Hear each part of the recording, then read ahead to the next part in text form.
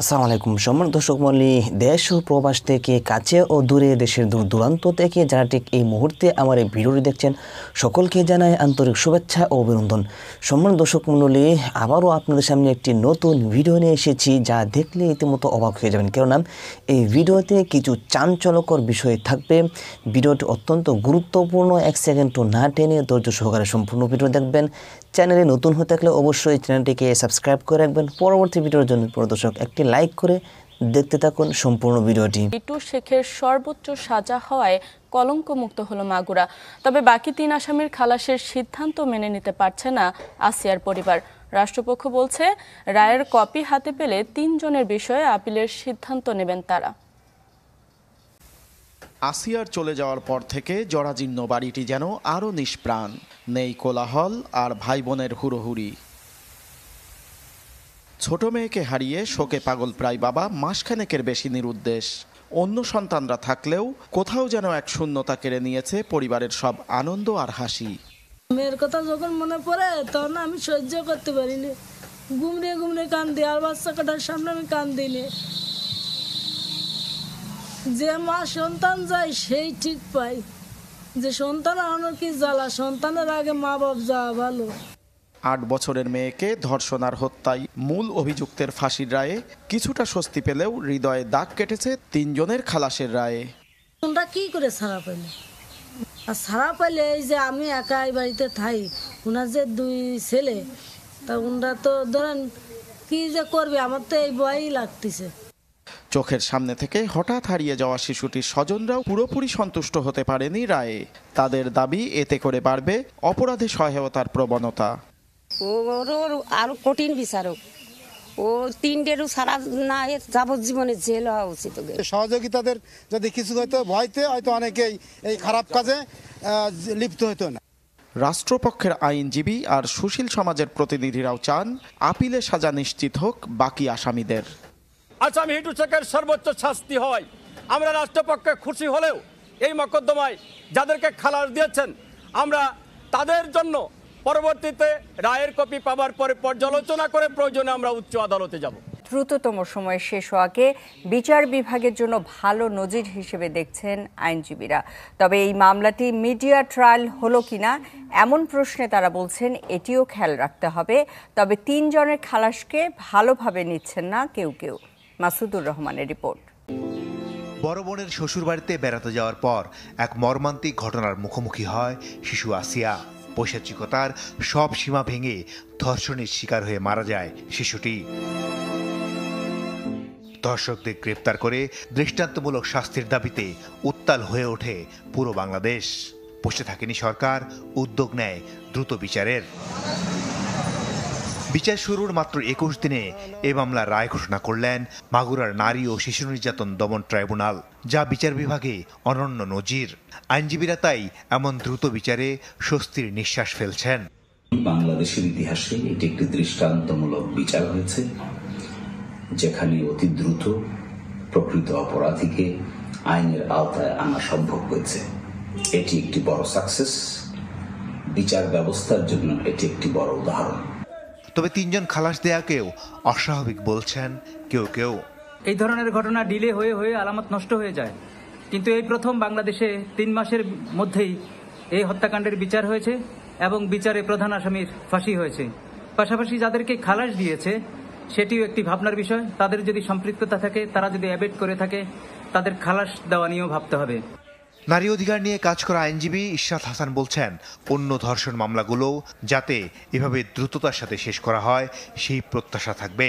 আমরা প্রত্যাশা করি যে একটা মামলা শুধুমাত্র জনগণের নজরে এসেছে দেখেই বিশেষভাবে এটাকে ট্রায়াল করে আপনারা 12 কার্যদিবসে যদি রায় ঘোষণা করতে পারেন, তাহলে বাকি নাগরিকদেরও অধিকার আছে যে সঠিক সময়ে তারা বিচার পাবে। এই মামলার প্রধান আসামি হিটু শেখের মৃত্যুদণ্ড অনুমোদনের জন্য নিয়ম অনুযায়ী এখন হাইকোর্টে আসবে। একই সাথে খালাস চেয়ে আপিল করতে পারবেন হিটু শেখ। অন্যদিকে খালাসপ্রাপ্তদের সাজা বহাল চেয়ে আসতে পারবে রাষ্ট্রপক্ষ। হাইকোর্ট ও আপিল বিভাগ শেষে এ মামলায় কবে নাগাদ ফাঁসি কার্যকর হয় সেটি এখন দেখার বিষয়। এ বিষয়ে আরো জানাতে আমাদের সাথে যোগ দিচ্ছেন রমিজ হুসাইন। রমিজ, আসিয়ার পরিবার বলছে যে এই রায়ে তারা অসন্তুষ্ট এবং আমরাও দেখলাম 3 জন আসামি খালাস পেয়েছে, তো তাদের পরিবারের কি বক্তব্য, রায়ের বিস্তারিত জানাবে। RICL TMX, যুগের পর যুগ স্থাপনা থাকে মজবুত। এই যে 3 জন আসামি খালাস পেয়েছেন তারা কিন্তু প্রধান যে অভিযুক্ত হিটু শেখ, যার মৃত্যুদণ্ড হয়েছে, তার স্ত্রী এবং বাকি 2 সন্তান, এই যে 3 জন খালাস পেয়েছে তাদের বিরুদ্ধে অভিযোগ ছিল, তাদের হিটু শেখের যে 2 সন্তান তাদের বিরুদ্ধে অভিযোগ ছিল যে তারা ভয়ভীতি দেখিয়ে এই মামলা পরিচালনা করতে ব্যাহত করেছে এবং হিটু শেখের যে স্ত্রী তার বিরুদ্ধে অভিযোগ ছিল যে তিনি মামলার যে আলামত ছিল সেটি নষ্ট করেছেন, যার কিন্তু বেশ কিছু প্রমাণ রাষ্ট্রপক্ষ আসলে দেখাতে সক্ষম হয়েছেন। এবং মামলার যেই বাদী আসিয়ার মা, তার সাথে কিছুক্ষণ আগে আমাদের কথা হয়েছিল, তিনি আমাদেরকে বলছিলেন যে ঘটনার পরে, যেহেতু ঘটনা সকালের দিকে হয়েছে এবং বিকেল পর্যন্ত আসিয়াকে কিন্তু একটি ঘরের মধ্যে আটকে রাখা হয়েছিল এবং আসিয়ার বড় বোন যখন তার মাকে ফোনের বিষয়টি জানা যায় তখন কিন্তু তার কাছ থেকে ফোনটি কেড়ে নেওয়া হয়েছিল এবং পরবর্তীতে এই কথা যদি সে বাইরে প্রচার করে তাহলে তাকে মেরে ফেলা হবে এবং আসিয়াকেও মেরে ফেলা হবে, এই ধরনের হুমকি দিয়েছিল। এবং যেই হিটু শেখের স্ত্রী, যিনি আরেকজন অভিযুক্ত, যার বিরুদ্ধে অভিযোগ ছিল যে তিনি মামলার আলামতগুলো নষ্ট করেছেন, তিনিও কিন্তু যেই মামলার আলামতগুলো ছিল, যেমন আসিয়ার যে পরনের সালোয়ার কামিজ ছিল এবং হিটু শেখের যে লুঙ্গি, সেই বিষয়গুলো সে সরিয়ে ফেলার চেষ্টা করেছিল এবং এই ঘটনাকে ভিন্ন খাতে প্রবাহিত করার জন্য, যেমন তিনি প্রথমে কিন্তু এই ঘটনা ধামাচাপা দিতে তিনি ছড়িয়েছিলেন যে তাকে জিনে আসর করেছে, যার কারণে, এবং চিকিৎসকের কাছেও কিন্তু তিনি বেশ কিছু মিথ্যা তথ্য দিয়েছিল, যার কারণে চিকিৎসায় বিলম্ব হয়েছিল। সবকিছু মিলিয়ে আসিয়ার পরিবার এবং রাষ্ট্রপক্ষ কিন্তু এই যে 3 জনকে খালাস দেওয়া হয়েছে এর বিরুদ্ধে তারা আপিল করবে বলে আমাদেরকে জানিয়েছেন। এবং আসিয়ার মা, তিনি কিন্তু বেশ সংক্ষুব্ধ ছিল এবং তিনি এক প্রকার চিৎকার চেঁচামেচি করেছেন এবং তিনি বলছিলেন যে এই ঘটনার সাথে এই যেই হিটু শেখের যেই 2 সন্তান এবং তার যেই স্ত্রী, তারা কিন্তু প্রত্যক্ষ এবং পরোক্ষভাবে জড়িত।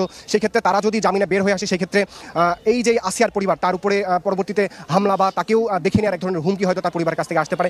পক্ষান্তরে হিটু শেখের মা এবং হিটু শেখের মেয়ে আমাদের সাথে কথা বলেছিল, তিনি বলছিলেন যে এই যে আদালতের রায়টি আসলে হলো এবং 21 দিনের মধ্যে যেই মামলার কার্যক্রম শেষ হলো, এটি তিনি বলছেন পুরোটা একপাক্ষিক। তার কারণ হিসাবে তিনি বলছেন যে তারা কিন্তু কোনো আসামি, তারা কিন্তু কোনো আইনজীবী নিয়োগ করতে পারেনি, যদিও এই আইনজীবী সমিতি থেকে আসলে বলা হচ্ছে এই ঘটনা কিন্তু পুরোটাই মিথ্যা, তাদের অভিযোগ দেওয়া হচ্ছে। এখান থেকে লিগাল এডের একজন আইনজীবী ছিলেন, যিনি হিটু শেখ এবং বাকি যেই 3 জন আসামি তাদের পক্ষে মামলা লড়েছেন। যদিও আমরা কিন্তু শুরু থেকেই এখানে যারা এই যে এখানে জেলা প্রতিনিধি বা জেলাতে যারা কাজ করে থাকেন তাদের মুখ থেকে শুনেছি, তারা কিন্তু এই আইনজীবীকে সামনাসামনি কখনো দেখেনি, কারণ তিনি এখানে আসতেন, শুনানি করতেন এবং তিনি পেছন দিক থেকে চলে যেতেন। আজকে যেই শুনানি শেষে, আজকে রায় ঘোষণা পরবর্তীতেও আমরা এই আসামি পক্ষে যিনি আইনজীবী, তার কিন্তু কোনো বক্তব্য পাইনি, সে কিন্তু অনেকটাই আড়ালেই এখান থেকে চলে গেছেন। তবে মাগুরাবাসী যারা আসলে শুরু থেকে এই যে মামলাটি চাঞ্চল্যকর ঘটনা, যেটি আসলে সারা দেশের মানুষের বিবেকে নাড়া দিয়েছিল, প্রতিটি মানুষের হৃদয়ে রক্তক্ষরণ হয়েছিল, যেই 8 বছরের একটি মেয়ে যার সাথে এমন পাশবিকতা ঘটেছে, যেটা আসলে মুখেও বলা যায় না, যে তার ছোট্ট একটা মানুষের যৌনাঙ্গে ব্লেড দিয়ে খুঁচিয়ে, আসলে সেটি আসলে মুখে বলার মতো একটা বিষয় না। সেই ধরনের যে পাশবিক ঘটনা যেই ঘটিয়েছে, একটি কলঙ্ক মুক্ত হয়েছে যে মাগুরার একজন ব্যক্তি, যে হিটু শেখ, তার প্রতি মানুষের যে ক্ষোভ ছিল, সেই ক্ষোভ থেকে কিন্তু তার বাড়িতে এই ঘটনার আসিয়া যেদিন মারা যায় তার পরবর্তীতে কিন্তু বিক্ষুব্ধ মানুষ তার বাড়িতে হামলা চালিয়ে তার বাড়িতে ভাঙচুর চালিয়েছিল। এর পরবর্তীতে কিন্তু এই হিটু শেখ, তার পরিবারের, আমরা কিন্তু হিটু শেখের বাড়িতেও গিয়েছিলাম এবং তার আশেপাশে খোঁজখবর নিয়েছি। এই হিটু শেখের বিরুদ্ধেও কিন্তু এর আগেও এলাকাবাসী কিন্তু বেশ কয়েকটি অভিযোগ কিন্তু আমাদের কাছে দিয়েছিলেন, কিন্তু তারা বলছিলেন যে এই হিটু শেখ অনেক আগে থেকেও বেশ কয়েকজন নারীর শ্লীলতাহানির অভিযোগ কিন্তু এই হিটু শেখের বিরুদ্ধে রয়েছে। যাই হোক, মাগুরাবাসী সহ পুরো দেশের মানুষ কিন্তু এই হিটু শেখের যে মৃত্যুদণ্ড হয়েছে সেটাতে স্বস্তি প্রকাশ করেছেন এবং বাকি যে 3 জনের খালাস দেওয়া হয়েছে এদের বিরুদ্ধে আসলে তারা চান যে তারা রাষ্ট্রপক্ষ বা আসামি পক্ষ, বাদী পক্ষ থেকে আপিল করা হোক। সুস্মিতা। রমিজ, আপনাকে ধন্যবাদ। প্রিয় দর্শক, আশা করি সম্পূর্ণ ভিডিও দেখলেন। ভিডিও সম্পর্কে আপনার কি মতামত থাকলে অবশ্যই আপনাদের মূল্যবান মতামতগুলো কমেন্ট করে জানিয়ে দিন। প্রিয় দর্শক, এবার মতো এখানে শেষ করছি, আবারও দেখা হবে অন্য কোনো নতুন ভিডিওতে। সেই পর্যন্ত সকলে ভালো থাকুন, সুস্থ থাকুন। আসসালামু আলাইকুম।